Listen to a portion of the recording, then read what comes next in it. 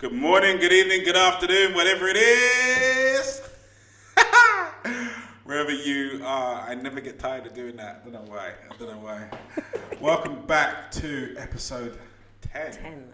Jesus, it's a milestone. It's a position, it's a flag. Well, welcome to episode 10 of the Couple School Podcast.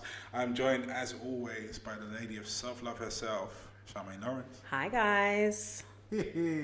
Right, so last week we switched the formula on it.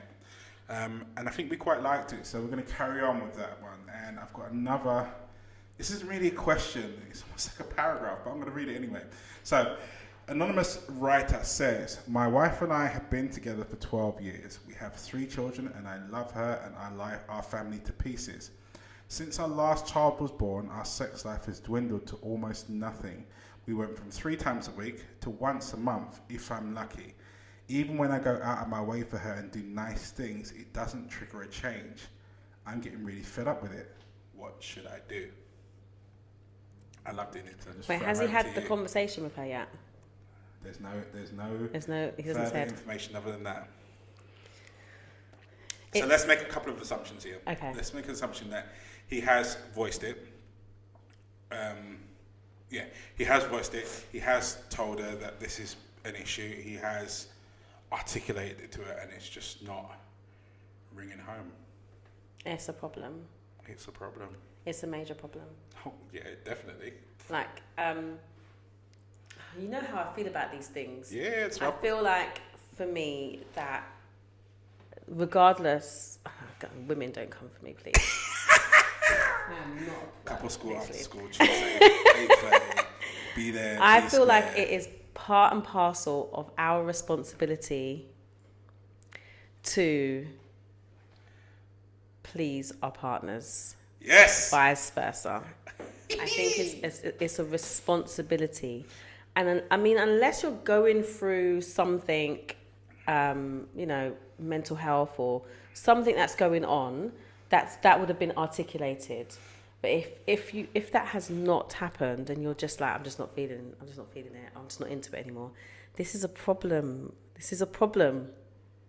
It is. It has to be, and also I think it's important to say that I don't like this idea that I'm giving you something to get something back. So I know that he's been doing these things hoping that it's going to somehow trigger her to do something or to give him some good sex. Like, I don't like the idea. It should just be, this is what I need and this is what I want from you as my partner. I love you. I want to express that. I want to feel that. And it should just be reciprocated. I'm sorry, ladies. They're going to come for me. She said, I'm sorry. I'm sorry, ladies. I'm sorry. No, because I know like how passionate women can be about their bodies and about how, if they don't feel up to it, they shouldn't do this and blah, blah, blah, blah. And they shouldn't be forced. And I understand all that. But this is a partner that you love. This is a partner that's important to them. And that's how they would like you to show them love. It's a love language. I mean, how many times have you been in bed tired and then they roll over and you go, okay, cool. Like, you just do it, right? And then in the end, you love it. You enjoyed the whole thing. It's just something you have to do. Like, I don't know. Sorry, they're going to come for me. Take one for the team. You're going to do it. You're going to do it. But, no, I stand by it. I'll talk to you a couple school, after school, innit? But I stand by it. I think it's important that, both parties, to be fair, like, that's a way that you express your love, your affection, your emotion, and that's needed. I don't know why that would not be needed in a relationship. And I think he would need to be having this conversation with her, and it needs to be articulated clearly that it's not just a want, it's a need. It's something that I need, and it needs to happen. And why is it not happening? Like, why would you once a month? No, anyway, sorry, go on. Yeah, I knew when I read that question that, when I threw it over, it was going to cause that response. Where do I start with this? I think the place I'd like to start is how sex is viewed in a relationship by both parties. Sex is not a reward system. And I'll start there. Sex is not a reward system. It's not that I do nice things for her, so therefore she gives me the good loving this evening. It's not he did good, so pat him on the head, and that means you get in tonight. It's not that. Sex, as you said, is a love language. It's a projection of your affection towards someone, and I'm so glad you put it out there, because guys, we should not be restricted. I stand by our cause. We should not be restricted. We should not be restrained. It should be given as a mandatory, like a prescription. Take it 3 times a day. It should be given that way. But on a flip note, I will say, ladies, in your defence, that there are lots of bits and pieces that are attached to sex for a woman that aren't necessarily attached to sex for a guy. You know. Like, I think I can speak for every guy watching this. I think hell would freeze over first before you'd say no. If you're with, you'd be surprised if you're with your woman, I'm tired. Okay, I'll change that then. For me, hell will freeze over first before I say no. I could be down with Corona and what have you, and if Karen knocked, as long as I have breath in my lungs and an ounce of power to move in my body, I'm on it. You know, so, but I do get that for women, it's also a body security thing. It's also how you feel about yourself thing. It's also a body image thing, as in when you're looking at yourself in the mirror, what you see and whether or not, and how sexy you feel. I get all of that, and I get there are also life situations that carry on, you know, like kids and various different stages of life which get in the way of your sex drive. I get that completely. So, whilst I applaud Charmaine, and I think Charmaine should be a dutiful woman to say, you know what, forget all of that, do it anyway. Completely, we get that. But I get there are certain situations on there. But I do want to touch on something that was a bit of a trigger for me in this one here, where it was like he does nice things. He's done nice things for her, so he's expecting that to be rewarded in fixing the situation. And also another bit that I found quite triggering, and I think that's something, and this is where the guys are going to come for me. In the sense of that guys sort of feel that if we're obsessed with fixing stuff. You know? So if something's not right, we need to fix it. We need to find a way to remedy it, to put it back together again, to get it back on its merry way. And sometimes if we can't directly fix this thing, we'll try and fix all the things around it in the hope that has an implication on the thing that we're upset about. So with her not necessarily being on it, he'll therefore then revert to making sure her car's filled up with petrol, car's sorted out, the house is sorted out. I took the kids to nursery, I picked them back up, I hoovered the house, I washed the dishes, I did everything to try and keep you in the mood, you know, and that equates to that sex happening in the end. But if her reason for not doing it or not being on it or not being around it, whatever circumstance you want to put is internal, then all of those things are actually null and void. They're nice to have, they're nice to do, but they're not going to equate to the same thing, and therefore then leads to this disparity between the two, where I'm still not getting what I want, but now I feel like I've earned it, like I feel like you owe it to me, and it causes so many problems. The main thing is the reasons why she's feeling like that, and I think it's all good saying this is what I need, but you do need to know why this is the case. There is, as like I said, the first thing I said was there is definitely got to be reasons. It could be, and it could be anything of why it's gone from this to this, and it could be body image, it could be this, but this is why I'm glad that at the beginning of we're starting this podcast, we spoke about communication, because this is just another example of how important it is to be able to listen, talk, comprehend what is going on in your relationship, and know it. They've had 3 kids. Is it 3 kids they've had? Yeah. So they've been together long enough to have had an understanding of who each other are and what's going on. And whatever that change may be, that change that's happened, there should be some form of working on resolving that issue.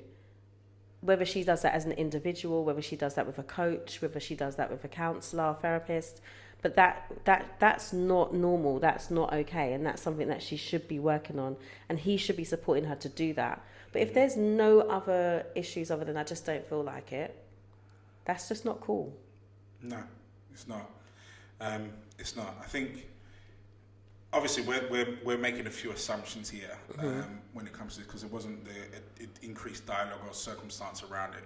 So we're making the assumption that he has articulated both in vocal and sit down in more serious terms and laid it out to her that, you know, this change is a thing for me. You know, it's causing me X, Y, and Z, and explained it to her in that kind of level. I think when particularly subjects around sex and money tend to cause people to go silent, I find, in relationships, and they want to articulate because it's a subject that's very personal and hard hitting to them, but they can't really find the words to say to him, look, darling, I really wish that we could go back to having it 3 times a week, or compromise 3 times a fortnight, like whatever it may be, you know. But you have to have that conversation. You can't run away from it because this is your relationship and this is you and this is your life and this is your future. So you have to sit there and talk about it. And I think when people don't say anything, and I've said this before, like it's that old Ronan Keating song, you say a lot when you say nothing at all. You know, if you don't articulate that this is a problem, then you are inadvertently saying that it's not. And so therefore, if it was just a small feeling that she had at that point in time, you've now created a routine and a ritual that really and truly, like, the only way to break it is to confront it. And you've got to speak to her and go, right, well, as you said, this is not cool, and I can't live with it. Yeah, and he hasn't said anything about whether or not there's any other forms of intimacy, and what her response is to that. Like, so we don't really know the details, but, like, you know, have you tried any other forms of intimacy? Like, are you spending time together, holding hands, hugging, kissing, you know, like those kind of things, or spending quality time one-on-one with the two of you, or going to the gym together, or anything that kind of builds a bond between the two of you?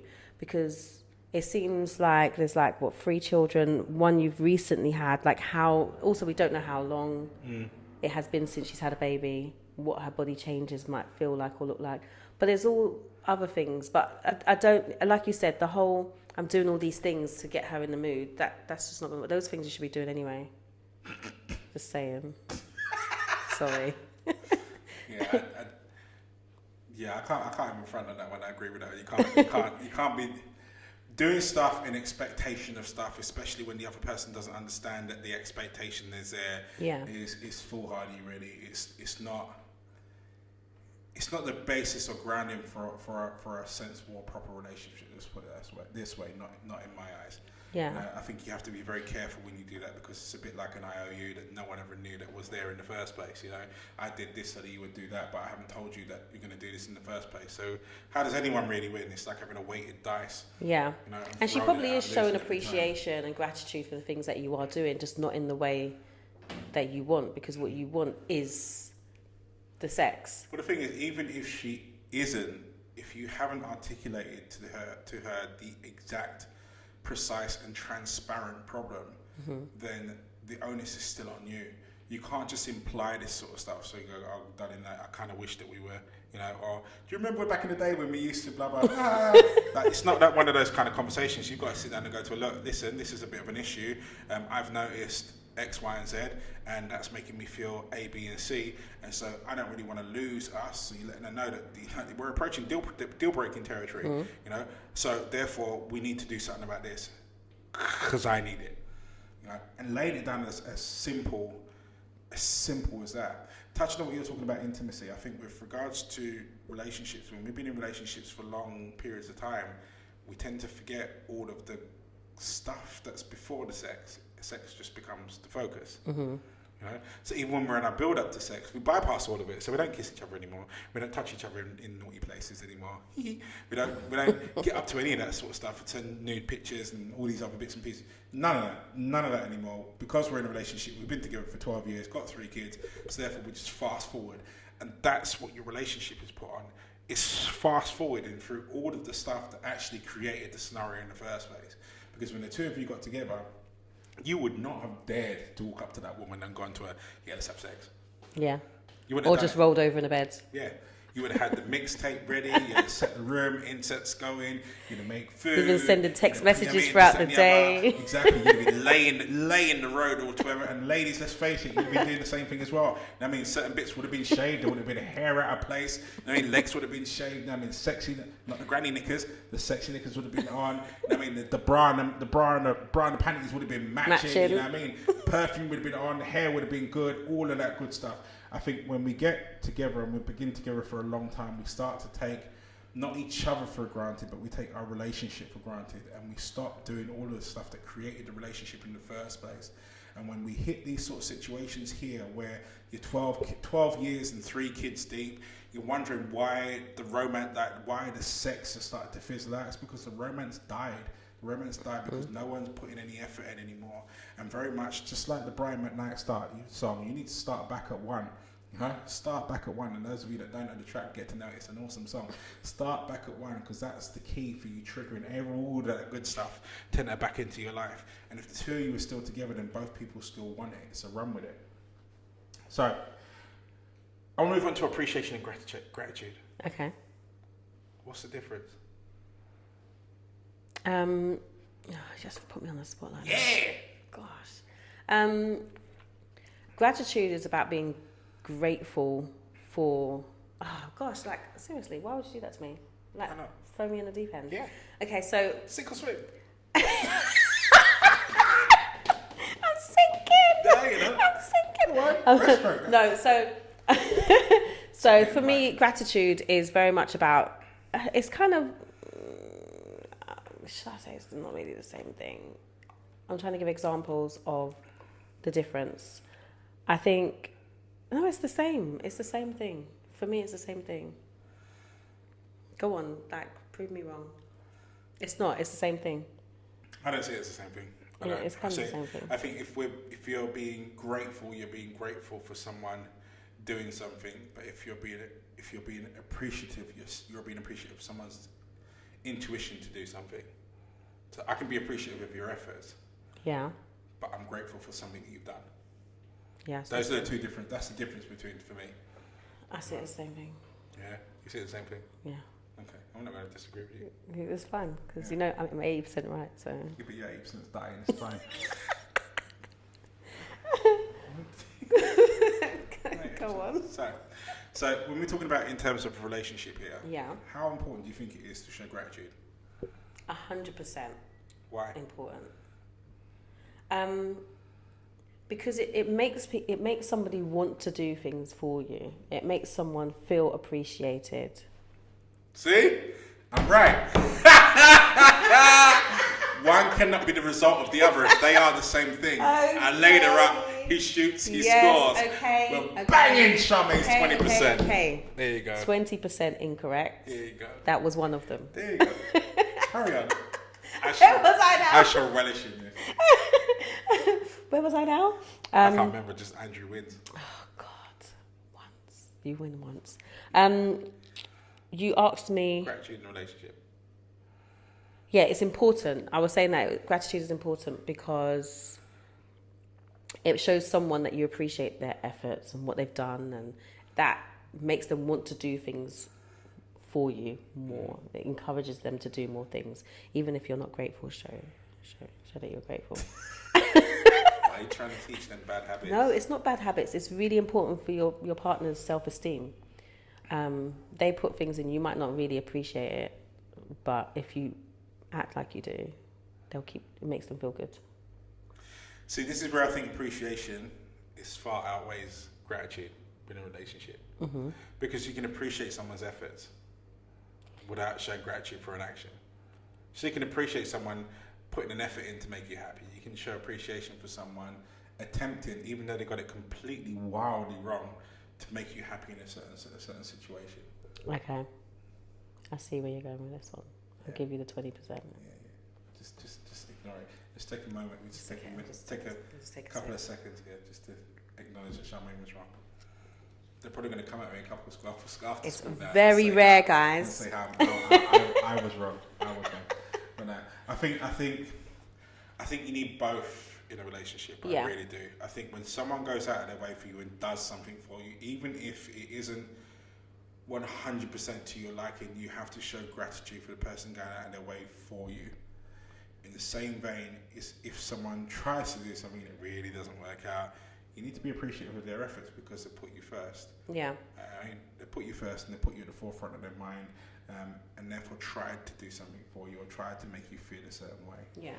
I feel like I think it's important to big your partner up when they do something for 100%. you, like all the time. I know it's not always easy, and you don't always feel like you want to. Like, it's like, okay, that's just nothing that big. He does that all the time. But either way, it's important to constantly be like, oh, thank you so much. You know, like, just do that, big them up, makes them feel good, especially men. It makes them feel real good. Well, the thing is, following on from that, I think you never know when someone's not feeling right completely. Mm-hmm. You know, and so you never know that if not necessarily someone's doing something to get a reaction from you, but how important your reaction to them is. Mm-hmm. You know, let's say for argument's sake, someone organising a birthday party for you, or even just organising taking you out for dinner. You know, it might be something that they've always done. Yeah. You know, it might be something that they've always done, and it might be the regular Tuesday, and they've got, but they've still organised it, despite the fact that everything else in their day has collapsed. And the one thing that got them through it was the focus of making sure dinner arrangements were done for you. I think, especially in a relationship, because of the connection that you should have with your other half, you never know how important that thank you or that I really appreciate it really is. I mean, sometimes when I've had a really crappy day and things have blown up, sales have not gone my way, I've had arguments with colleagues and the car's not started, and got into arguments with people in the traffic lights and all the rest of it. You know, just coming home and then starting the next day with making Karen a cup of coffee in the morning. Like, I've done that virtually every day since we started. Mm-hmm.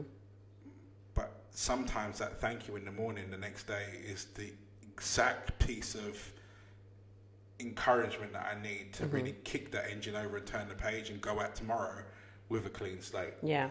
And that's really where I would say you never know how important that thank you is. But on the flip side of it as well, is that taking something for granted is probably the biggest relationship killer ever. Agreed. I would say.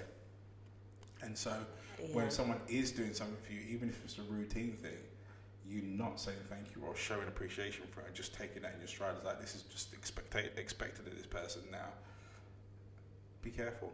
Yeah, I agree. I think it's so important. Like, it doesn't matter how small it is. It doesn't matter what it is.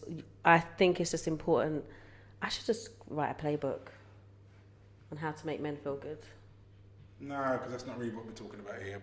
Make yeah, it is, because just things like saying, like people, like what you're saying, the small things, like even down to putting the toilet seat down. It's like you know, you just say thank you, babe, for doing that. Yeah, but you should, because it could be, if it's a 50-50 split, leave it up, leave it down. No, it's not. It's supposed to go down. That's not. Devil's advocate. I always put it down. Happy life, happy wife. Exactly, right. So things like that, though, there's certain things that help you, like make your life easier, or that someone's gone out of their way to do. But it doesn't matter who it is, to be honest. You have to just show gratitude. You have to be like, thank you so much for doing that. Like, you appreciate it. Like, whether it means something to you or not, they've gone out of their way to do something they don't have to do. Mm-hmm. And I just think that's just basic manners. I think it steps on a step forward from manners, but it definitely is the offspring of it. Mm. Yeah, I think being appreciative of someone going out of their way for you is the foundations of relationships. And I'm glad you mentioned it. It's not just about people that you're romantically involved with. It's the basis of relationships, full stop, whether that be friendships, whether it be, you know, connection with your mother, your father, your brother, your sister, your uncle, your friend. Like, it doesn't matter who it is, really. You know, the whole point, as I said, when it comes to relationships, as far as I'm concerned, is about you being a priority to someone else. You know, so you should show up. If you want that priority to maintain and sustain, then you need to make sure that a person feels like their efforts have been noticed. And I think that's really what appreciation really is. Mm-hmm. It's just showing someone that, hey, you know what? I noticed that you went out of your way for me. You didn't have to do that, but thank you. Yeah. You know, and it goes so far. And you know, regardless of Charmaine's want to design a playbook, you know, for men, irrespective of it being male or female, it goes a long way, because not that we're doing stuff in order to get the praise at the end, but you want to know that your person notices. You want to know that this person appreciates what you're doing, and that encourages you to do more, to go further. Yeah. Right? If someone just doesn't acknowledge what you've done and doesn't say anything, then soon after you start thinking, oh, why am I doing it? Like, boo you, find someone else. No. So what are the knock-on effects for someone feeling underappreciated or a lack of gratitude within a relationship? Dun, dun, dun. I think it just makes people feel underwhelmed. Like you feel like you're putting in effort and the person's not taking. Yeah. Do you know something? I've got a story. Oh yeah. Should I share this story? Yeah. Okay, I'm going to share this story. Sorry, babe. I'm going to share this story. It's not my fault. Before you start. I'm going to share this. So basically, like for me in my relationships, there's certain things in my previous relationships that are just standard things that happen. I'm not going to say what they are, but they're just standard things that happen. Mm.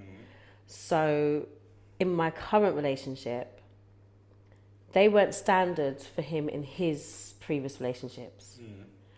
But he was doing those things because he wanted to, because it made him feel like, I need to do this for my woman and whatever. Not because I told him about it. It's just what he did. But I didn't recognize that as something that was him going out of his way, because it was expectations. Mm-hmm. Until one day he actually said to me, I do all these things for you. And I'm like, okay. You didn't say so. I didn't, but in my head I was thinking, I don't understand what the big deal is. Like, this is just standard things. But I didn't take into account that it wasn't standard for him. Yeah. This is something that he's actually thought about and gone out of his way. Yeah. But if he hadn't communicated that for me, then I wouldn't know, and I wouldn't have shown him the appreciation from then on out. Now he gets picked up every single time. No matter what it is, anytime he does something, I will just pick him up all the time, because I just didn't get it. I seriously didn't get it. So I just think his feeling was like, you don't even appreciate the things I do for you. Yep. Like, you're actually a brat. Like, I don't understand why I'm having to have this conversation with you. I've gone out of my way to do these things. I don't have to do them. And it actually made to put me in check. I was checked for the first time. I was like, okay. And then from that day on, I had to just be like, no, literally, it's standard for you. Even if it is standard, you should still be saying, you should still be noting that this has happened. It can play on your emotional well-being, I think. It should never be standard to think that something that someone's gone out of their way for you is standard. Okay, you don't need to tell me off. I know this now. I'm not telling you off at all. I'm reiterating the story, because I think the story actually is a prime case in point for exactly what we're talking about here. When we get into relationships forever. That's the term. It's not get into relationships and 5-year exit plan strategy. And I'm gone. Like, when we get into a relationship, you plan on being there forever. But you need to understand that you're not going to be the same person as you were in the beginning. 5 years later, 10 years later, 15, so on and so on and so on. You're not. And so communicating what you like and what you dislike is so important, especially at the beginning. I'm like, you guys are thankful that you were able to have that conversation where he was like, oh, you know what? Yeah, no, I'm doing this or this for you, and you need to sort yourself out. Like, you need to come correct, and you were able to listen to that. And I think that's a lot of couples' downfalls, because even if we get to a stage, most people don't get to a stage where they actually say it, but I think even if we get to a stage where someone says it, the other person's not ready to hear it. Yeah. And more importantly, then when they're able to digest it and therefore instigate the change, when someone does something for you, even if in your previous life, in your previous relationship, in your psyche, or even in your little playbook of things that you've decided that this is what my relationship should be, even if you've decided it's that way, you can't discount someone's history. You can't discount where someone's coming from. And if they've gone out of their way for you, then it's not necessarily it's an expected thing to do, but if you want your relationship to move past, you understand that people need that positive recognition or affirmation that what they've done is the right thing in order for them to do it again. Yeah. in order for them to do it again, in order for that to be promoted as being the norm that we do, and therefore then breed your own norm, so to speak. You know, so I think it's key. You know, so let me ask you this: what advice would you give to someone to get out of a situation where they feel they're underappreciated? To get out of it? Yeah, how to change it?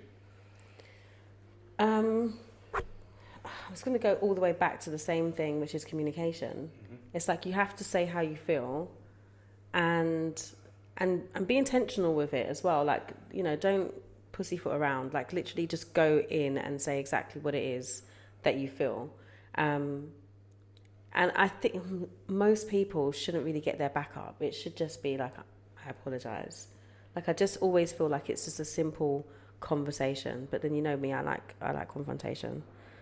I enjoy broadcasting. Like, so for me, I just think, just do what my partner did. Just go out there and have the conversation and just say, look, I feel very underappreciated. I feel like I plan these things. I think about you. Because really and truly, when people are doing these things, they're actually thinking about you. Yeah.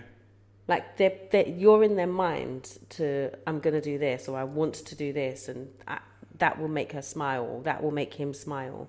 And that in itself is important in a relationship. And so if you feel that you're not getting that appreciation, it's okay to just say, I really feel like I'm not getting that from you, and I really feel that would make me feel like you have some gratitude, or you want, you know, you're happy, or you're, you know, it's worth me doing these things. Yeah. Because people want to feel that what they're doing is making their partner happy. But if they don't know, then what are they doing it for if they don't need to? And also, more importantly, how do they know to either do it again or not do it again? I think that a lot of people are frightened of their relationships ending because they've been confrontational, or they've raised something that their other half wouldn't like to hear. Mm-hmm. But change doesn't happen until change happens. You know, like, you've got to be the instigator of change, because it's you that's not feeling the situation, or it's you that wants a change to happen. Mm-hmm. But equally so, on the flip side of that, if you want a particular behaviour to maintain and sustain, and you also need to reinforce that and let the other person know that, hey, you know what you did, I really did appreciate it, really rung true with me. It's what I want. I think we spend so much time emphasising the bits of a relationship that don't work for us, that this is a simple, easy win to let someone know that, actually, you know, this is working for me. Mm-hmm. You know, and that goes for whatever the circumstance is. When we talk about this whole term of communication, it's not just about when you feel like it. You know, it's about when it's required, when it's needed, and to be able to articulate to someone that, you know what, you're being a bit of a brat here because I'm doing X, Y, and Z for you. I've been thinking about you all day, and I've gone out of my way to create this for you, and you're not really appreciating it. That's how you change being underappreciated. Mm-hmm. Because if they're in the relationship for the same frequency that you are, and they're equally in it for forever, they might not like what you've got to say, but they'll hear it. And if they hear it and they're in the right position, then they'll want to change it. So I think, and most importantly, also on top of that, is that ultimately, if you're looking at this relationship as a forever thing, you know, you shouldn't ever be scared of being able to say, you know what, I don't like that, or please continue that. Having that conversation with them shouldn't be something that you're fearful of. Mm-hmm. And if that's the situation, then you've got a whole question to ask yourself in the first place anyway. Yeah. So anyway, we are at time. This is us, and that's it. So thank you so much for listening. As usual, come at Charmaine for couple school after school at 8:30. She'll be there, ready to take your abuse and anything else you got to give. No, I'm only joking. Feel free to come and give advice, share, and also disagree with us if you want to. Couple school after school live on Instagram. Don't miss it, Tuesday at 8:30. In the meantime, for this week, that's us out. That's me out for today. You stay strong, you stay focused. See you later. Peace. Take care.